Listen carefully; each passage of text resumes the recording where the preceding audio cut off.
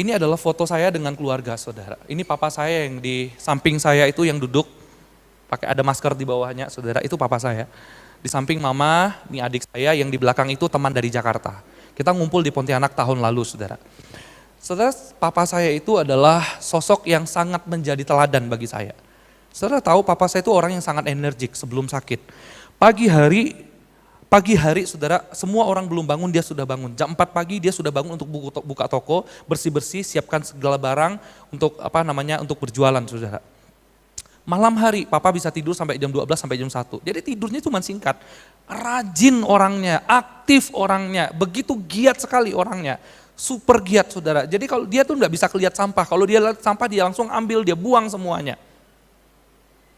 Baik hati lagi sama orang lain, saudara. Saudara, itu papa saya senang, saya cinta sekali sama papa saya. Tapi saudara bayangin saudara, ketika dia kena stroke, saudara tahu papa saya kena stroke berapa kali?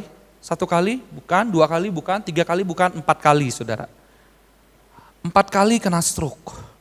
Saudara, hati kami anak-anak itu sedih sekali lihat papa yang begitu aktif, lihat papa yang begitu luar biasa berjuang memberikan kehidupan bagi kami, saudara. Kena stroke dan dia lumpuh. Hari ini nggak bisa jalan papa saya. Nggak bisa jalan, jadi kalau kemana-mana mesti pakai kursi roda. Nggak bisa jalan, saudara, lumpuh. Nah, saudara, kami aja orang-orang di sekitarnya itu ngelihat papa itu sedih. Apalagi papa. Saudara lihat ya, ini pergumulan orang lumpuh. Orang lumpuh itu, saudara, pergumulannya di mana? Di pikirannya. Kakinya nggak sakit, tangannya nggak sakit, sekalipun tangannya nggak bisa ngerangkul, ngangkat barang yang banyak, kakinya nggak bisa jalan jauh, saudara. Tapi yang sakit itu bukan tangan, bukan kakinya, yang sakit di sini, saudara.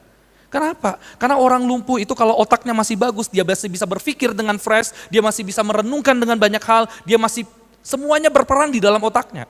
Sementara dia masih bisa berpikir dengan baik, tapi tubuhnya sudah tidak berguna.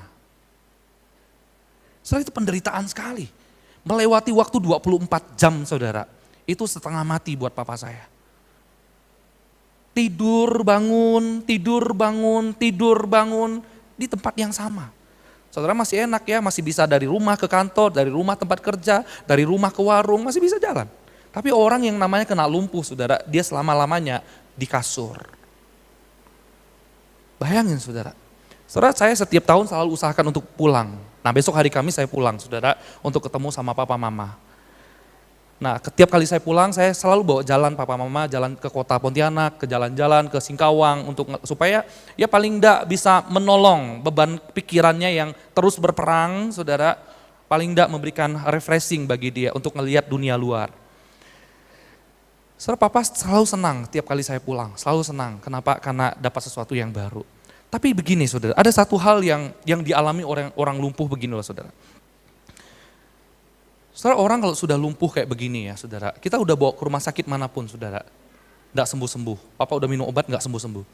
Nah, apa yang dialami oleh orang lumpuh tuh kayak begini loh, saudara. Ketika sakit itu tidak berkesudahan dalam hidupnya, ketika dia lumpuh dan dia itu sudah nggak lagi bisa berharap dengan apapun, saudara, hanya satu yang dia minta. Kalau bisa papa mati aja. Saudara, tiap kali dengar kalimat itu, saudara, kita anak-anak itu, ya sebetulnya boleh juga sih mati aja begitu loh. Iya, maksudnya kan kasihan gitu loh menderita. Tapi di sisi lain kita anak-anak karena cinta sama orang tua ya, jangan dulu Pak. Tapi ketika kita bilang jangan, bagi dia itu penderitaan. Papa mau sembuh? Alah, mana mungkin sembuh. Kita itu kalau pulang enggak banyak ngobrol sama papa. Maksudnya enggak banyak kalimat yang bisa keluar. Kita hanya bisa dengerin dia cerita, doakan papa, begitulah. Jadi saudara bisa bayangkan ya, orang lumpuh itu kondisinya kayak gimana. Amit-amit jangan sampai ada yang lumpuh di antara kita ya. Orang lumpuh itu pikirannya masih fresh, berpikir terus, berharap terus. Tapi ya enggak bisa apa-apa. Ngelewati waktu 24 jam itu setengah mati, saudara. Putar bangun di kasur, pagi siang malam. Kadang-kadang papa itu bisa bangun subuh-subuh, saudara. Terus subuh-subuh itu enggak ada orang, dia matanya cuma melek ini ngelihat. Karena nggak bisa gerak, nggak bisa pergi, nggak ada yang ngajak keluar. Cuma ngelihat kiri kanan, yang dilihat kasur, yang dilihat pohon, nggak ada pohon di rumah ya. Ngelihat dinding, begitulah. Saudara bayangkan, seperti itulah perasaan orang yang lumpuh. Oke, kalau orang kaya mungkin masih bisa punya harapan. Kenapa? Kalau misalnya orang kaya, saudara, masih punya banyak amunisi untuk mana? berangkat ke rumah sakit, cari ke rumah sakit, lakukan terapi, masih punya harapan untuk beli obat, untuk pergi ke negara lain melakukan pengobatan. Ya mungkin kalau tidak sembuh setidaknya dengan uang yang banyak, mungkin masih bisa lebih baik kondisinya, betul? Nah yang kita temukan hari ini, orang lumpuh yang kita lihat hari ini, saudara, satu sudah jelas dia miskin. Kenapa? Karena dia bawa kasurnya di situ. Kedua, sudah pasti dia tidak punya keluarga. Kenapa? Karena waktu dia ngomong sama Tuhan Yesus, tidak ada yang angkat kasur saya, tidak ada orang. Artinya apa? Dia sendiri. Saudara, papa saya masih mending, masih ada kami yang setiap tahun datang buat ngajak dia jalan-jalan. Tapi orang yang kita baca dalam firman Tuhan hari ini, tidak ada orang yang angkat dia, tidak ada orang yang nolong dia, tidak ada orang yang bersama dengan dia, tidak ada orang yang bawa dia jalan-jalan. Saudara bisa bayangkan kondisinya seperti itu. Makanya tidak heran saudara, ketika dia bergumul, dia itu kecewa, dia itu mengeluh. Ketika dia bergumul, dia itu dan tidak yakin lagi bahwa dia masih bisa disembuhkan atau tidak. Ketika dia bergumul, bahkan dia masih bisa percaya sama Tuhan juga, enggak. Bahkan yang hadir dalam hidupnya itu adalah Tuhan Yesus sendiri. Dan dia tetap tidak percaya sama Tuhan Yesus. Saudara, kenapa orang bisa sampai kayak begitu saudara? Karena sudah pahit dengan kehidupan ini.